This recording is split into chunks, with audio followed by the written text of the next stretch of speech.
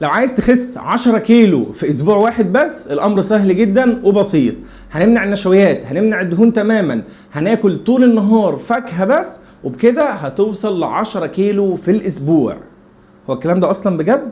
طب يلا بينا نعرف الحقيقة.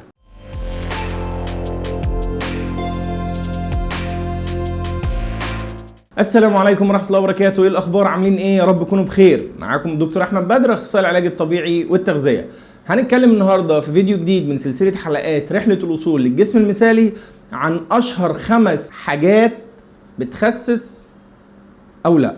هل الموضوع ده حقيقي ولا خرافة؟ هناخد كل نقطة فيهم ونتكلم عن هل الكلام ده مظبوط ولا لا. وحلقة النهاردة كلها معتمدة على الحالات اللي بتجيلي العيادة، وببتدي اسمع اسئلة كانت في الاول غريبة على ودني، لكن دلوقتي خلاص اتعودت جدا عليها، وبقيت اقول للعيان هتعمل ايه، او للمريض اللي جاي لي او للشخص اللي جاي يتابع معايا تخسيس قبل حتى ما يسأل. لان انا اكتشفت ان الموضوع ده مش عند شخص واحد او ما هياش حالات فردية.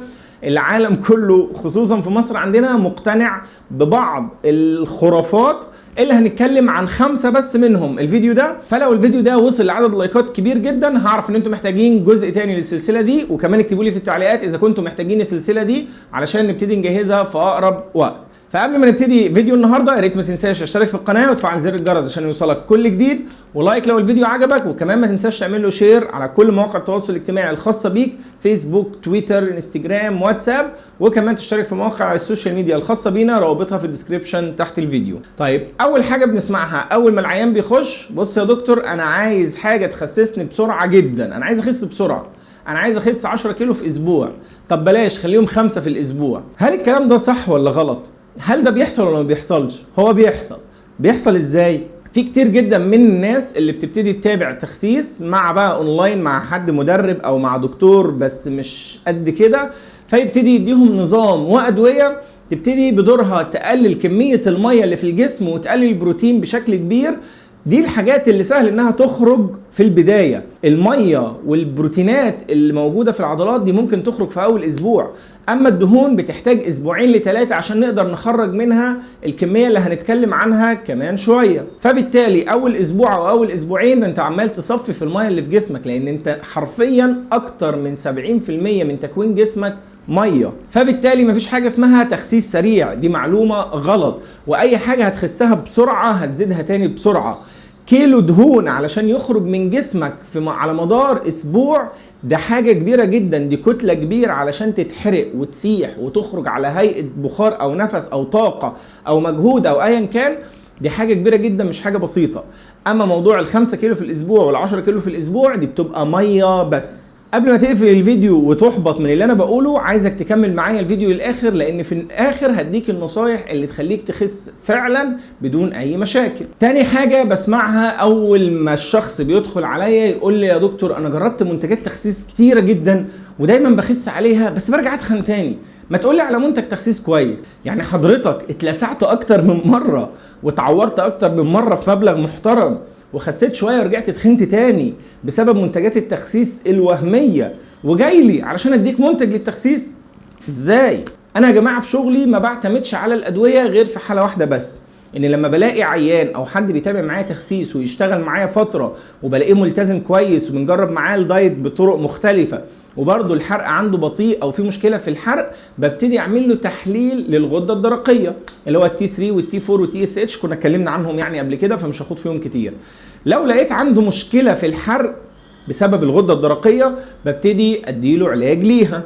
او حد تاني بعمل له تحليل فيتامين د، ولو لقينا فيتامين د برضه قليل عنده، ده بيقلل مستوى الحرق في جسمه، فبندي علاج يرفع فيتامين د. فبالتالي احنا بندي علاج لمشكله حقيقيه، مش بندي علاج يسيح الدهون. البرشامه دي انت مش هتاخدها هتخش تدوب الدهون، والا ما كانش حد غلب. وده دايما اللي انا بقوله للناس: حضرتك انا لو كتبت لك منتجات تخسيس ان شاء الله يا رب تكون ب1,000,000 جنيه، انا مش خسران حاجه او مش هدفع حاجه من جيبي، بالعكس انت لو خسيت عليها هتجيب يعني هتعمل لي سمعه طيبه، ويا ده الدكتور احمد ده ما فيش منه اتنين.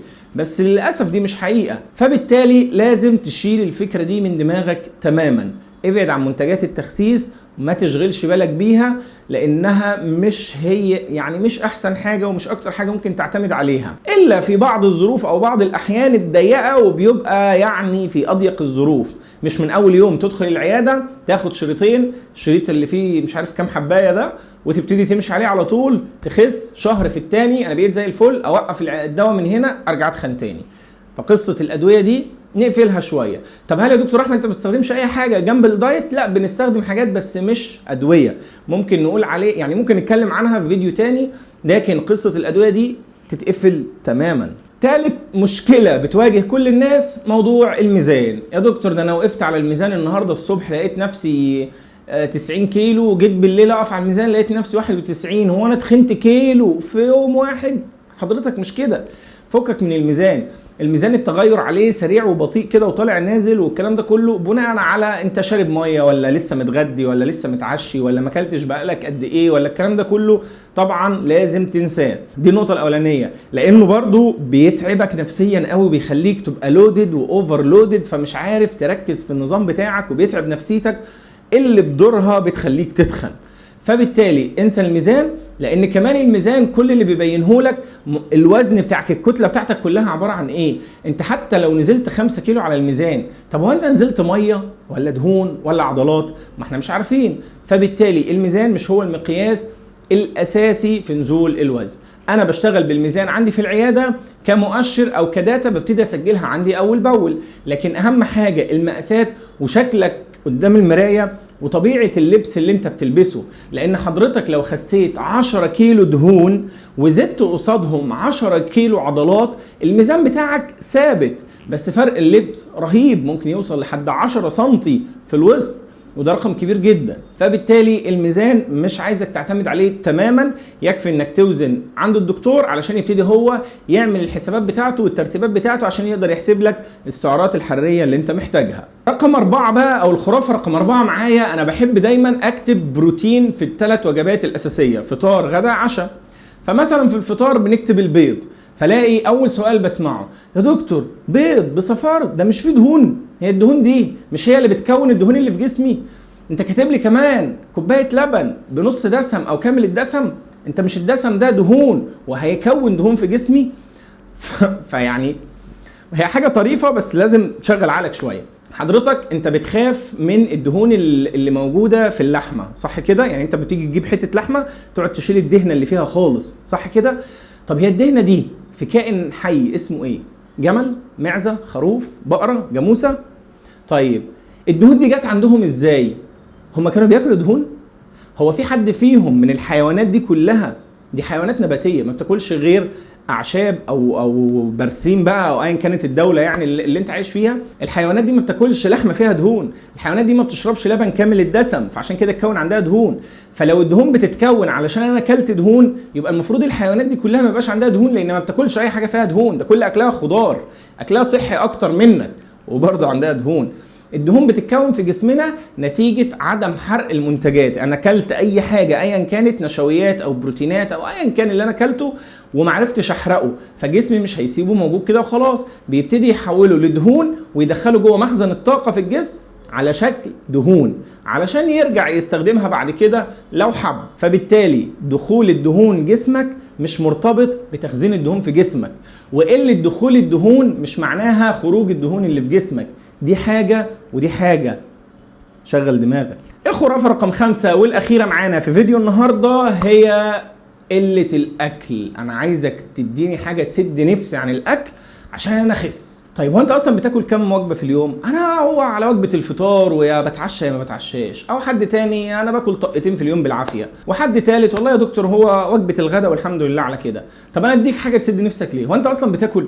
انت حضرتك محتاج بعد ما بعمل لك الحسابات وليكن 2000 سعر حراري، لقيتك انت بتاكل منهم 500 ولا 600 سعر، هقلل ايه تاني؟ هحرمك من الاكل. وبعد كده واحنا قاعدين في العياده في نفس الكشف نفسه بتقول لي ده انا ابن عمي ولا بنت اختي ولا ابن خالتي ولا قريبي بياكل كتير جدا وما بيبانش عليه، اشمعنى؟ طب ما تسال نفسك انت اشمعنى بتاكل قليل وبتتخن وهو بياكل كتير وبيخس او وزنه كويس؟